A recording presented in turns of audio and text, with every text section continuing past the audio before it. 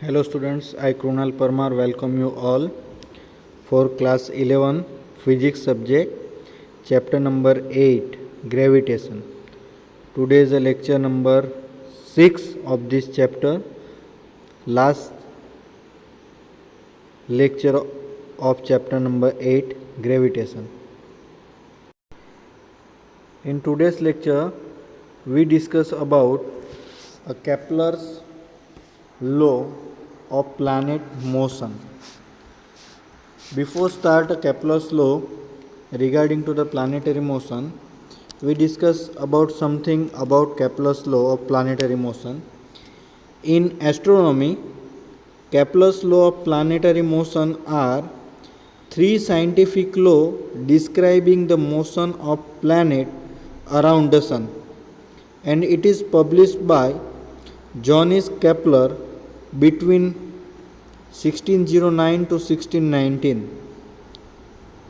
This modified the heliocentric theory of Nicolaus Copernicus, replacing its circular orbits and epicyclids with elliptical trajectory and explaining how planetary velocity is vary. तो यहाँ पे जो Kepler ने astronomy में planetary motion के regarding अपने 3 law दिए हैं.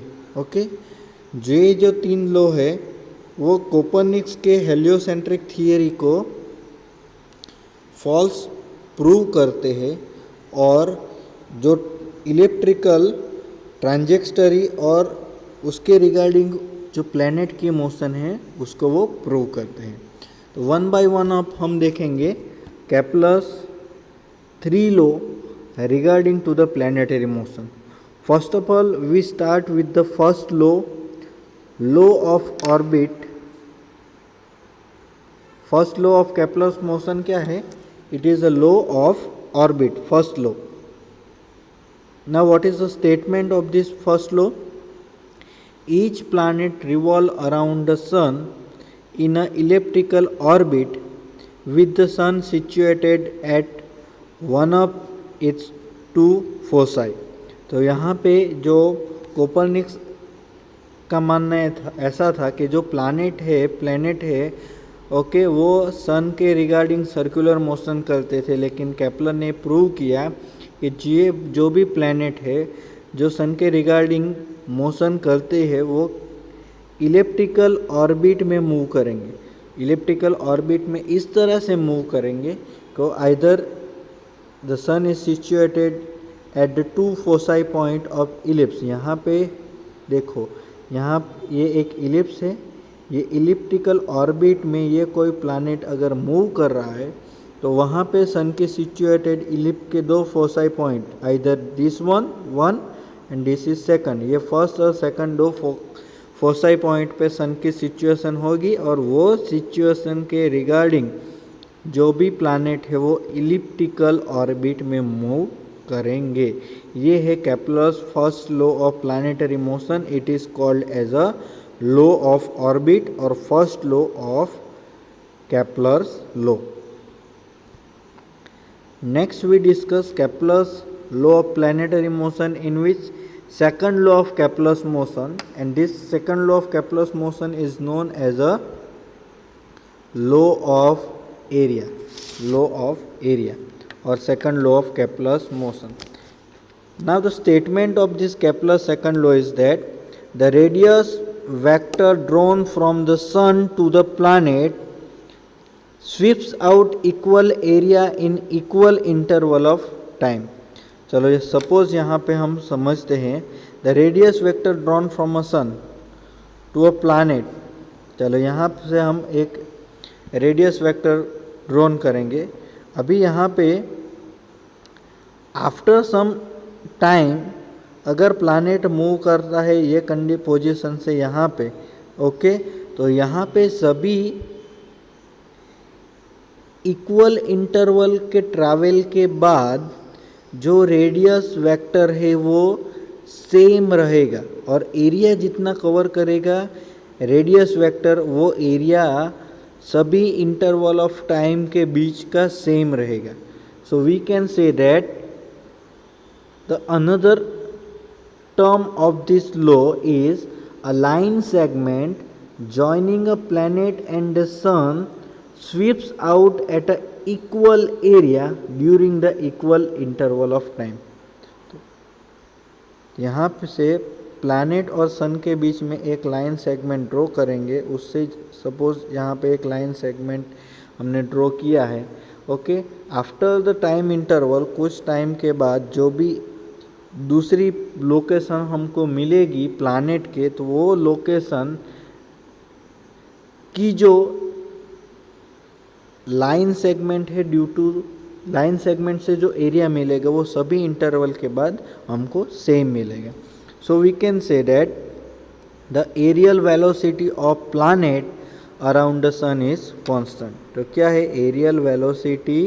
मीन्स क्या? Area covered per unit time, area covered per unit time of planet around the sun is constant. This is called as law of area or second law of Kepler's law of planetary motion.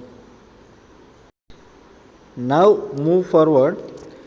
Next is Kepler's law of planetary motion, in which third law of Kepler's, it is known as law of periods. Okay, तो अभी third law क्या है, किसके regarding है? Time time period के बारे में है. तो ये थर्ड लॉ ऑफ केप्लर्स क्या है?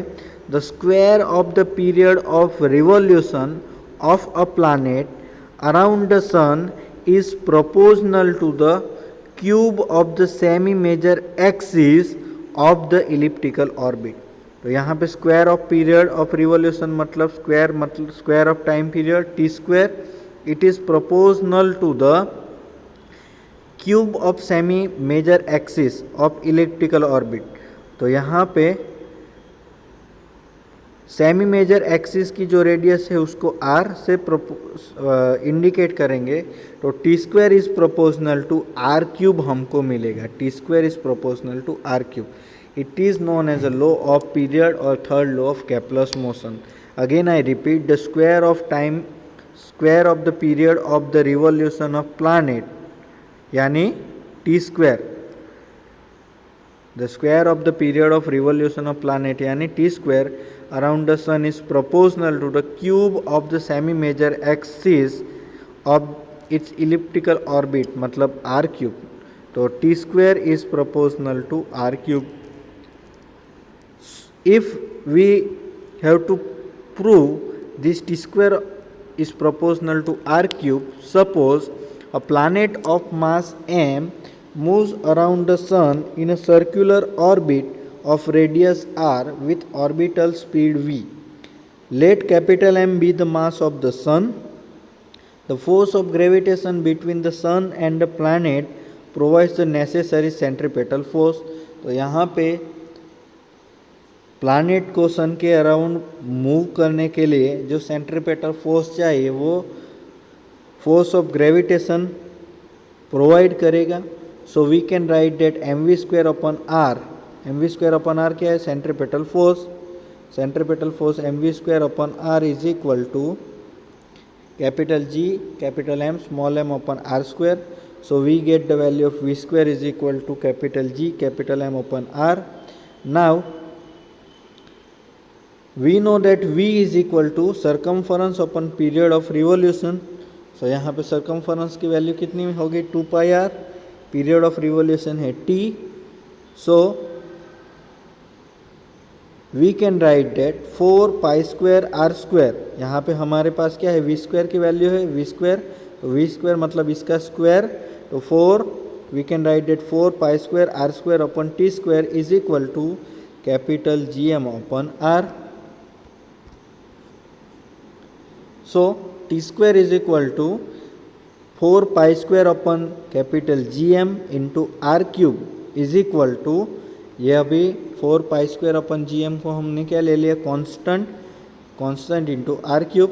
अगर कांस्टेंट निकाल लेंगे तो t square is proportional to r cube बचेगा. t square is proportional to r cube.